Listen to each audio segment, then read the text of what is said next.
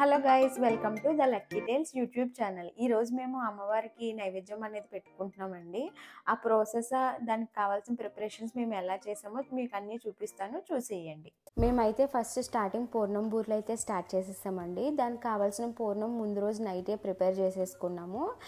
పూర్ణం ఎలా ప్రిపేర్ చేసామంటే శనగపప్పు ఒక 30 minutes అయితే నానబెట్టాము. డైరెక్ట్ కూడా కుక్ చేసుకోవచ్చు, కానీ నానబెడితే ఇంకా ఈజీగా మెత్తగా కుక్ అవుతుంది. దాని తర్వాత కుక్కర్లో వేసి విజిల్స్ అయితే రానిచ్చిన తర్వాత బెల్లం అయితే మిక్స్ చేయాలి. బెల్లం వేసిన తర్వాత కొంచెం పలుచగా అవుతుంది, కానీ గట్టిగా అయ్యే వరకు ఉంచుకోవాలి.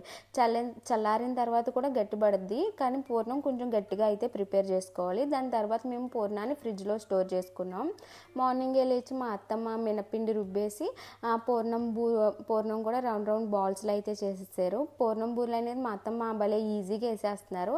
నాకైతే చాలా కష్టం అండి. పూర్ణం బూరె అనేది సరిగ్గా అసలు రానే రాదు. మా అత్తమ్మ అయితే భలే ఈజీగా వేసేస్తున్నారు.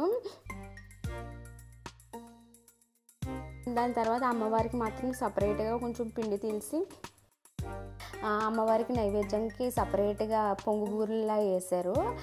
ఆ తర్వాత మా హస్బెండ్ కొబ్బరికాయ మామిడికాయ పచ్చడి చేయమన్నారండి. సరే చేస్తాను, కొబ్బరి ముక్కలు అయితే కట్ చేసేయమన్నాను. నాకైతే ముక్కలు కట్ చేయడం అంతగా రాదు. సో మా హస్బెండ్ ముక్కలు కట్ చేసి మామిడికాయ కూడా చెక్కి తీసి చిన్న చిన్న ముక్కలు అయితే కట్ చేశారు. పచ్చిమిరపకాయలు మాత్రం ఆయిల్ ఎక్కువ వేసి అయితే పెడతాము. తాలింపులో కొంచెం శనగపప్పు, మినపప్పు, ఆవాలు, జీలకర్ర, ఎండుమిర్చి, కరివేపాకు వేసిన తర్వాత ఈ గ్రైండ్ చేసిన మిక్సీ చేసిన పేస్ట్ అనేది అందులో వేసి మిక్స్ చేస్తాము.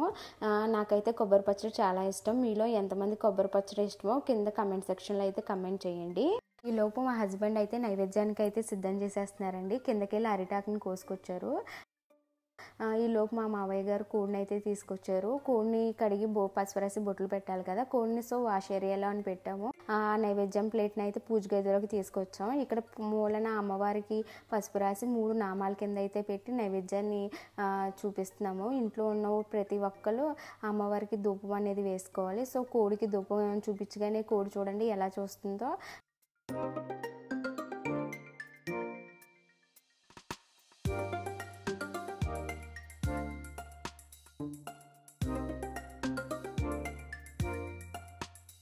అందరం ధూపం వేసిన తర్వాత అమ్మవారికి కొబ్బరికాయ అనేది నైవేద్యం కింద చూపించాలి.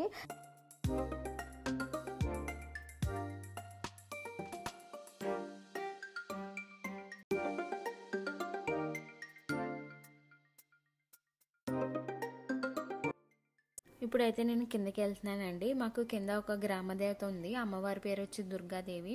అమ్మవారికి నేను పసుపు, కుంకుమ, అగరబత్తి, పువ్వులు, కొన్ని బూర్లు అనేవి తీసుకెళ్తున్నాను. మీ ఊర్లో కూడా గ్రామదేవతలు ఉంటే ఖచ్చితంగా సంవత్సరానికి ఒకసారి అయితే పూజించేయండి అమ్మవారిని.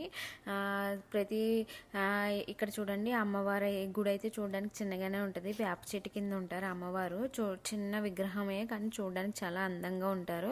నేను వెళ్ళేటప్పటికైతే ఎవరో అమ్మవారికి పువ్వులోను శారీ అయితే కట్టి పెట్టారు. నేను అక్కడ కూర్చుని అమ్మవారికి కాసేపు పూజ అయితే చేశానండి. పువ్వులు పెట్టి అగరబత్తి వెలిగించి పసుపు, కుంకుమ అన్నీ అమ్మవారికి వేసాను. ఊర్లో అయితే అమ్మవారికి జాతరలు అనేవి చేస్తారు కదా. మా ఊరి గ్రామ దేవత అయితే ముచ్చాలమ్మ అండి. అక్కడైతే ప్రతి సంవత్సరం సంక్రాంతికి, ఉగాదికి ప్రతి జాతర అనేది జరుగుతుంది. ఇంట్లో వాళ్ళందరూ కూడా ఇలానే కోడి అయినా ఏదైనా అమ్మవారికి సమర్పిస్తూ ఉంటారు. సో మీ ఊర్లో కూడా గ్రామ దేవతలు ఉంటే మీరు తప్పకుండా అమ్మవారిని తప్పకుండా పూజించండి. ఈ గ్రామ దేవతలు అనే వాళ్ళు చాలా పవర్ఫుల్ ఉంటారు. ఈ అమ్మవారు అయితే చాలా పవర్ఫుల్. మనం ఏదనుకుంటే అది వెంటనే నెరవేరుతుంది. ఈ గుడి అయితే చాలా ప్రశాంతంగా ఉంటుంది. నేను అమ్మవారికి నేను తీసుకొచ్చిన బూరెలు అయితే సమర్పించి వాటర్ అయితే వేసి అమ్మవారికి నైవేద్యం అయితే చూపించాను. మీరు కూడా మీ ఊరిలో ఉన్న గ్రామ దేవతల్ని తప్పకుండా పూజించండి. మేమైతే ఉగాదికి పూజిస్తాం. నాకు గుడి అయితే చాలా ప్రశాంతంగా అనిపించింది. ఇంటికి వచ్చేటప్పటికైతే మా అత్తమ్మ కోడిని అయితే కూర చేస్తారు. చూడడానికి చాలా బాగుంది, టేస్ట్ కూడా చాలా బాగుంటుంది.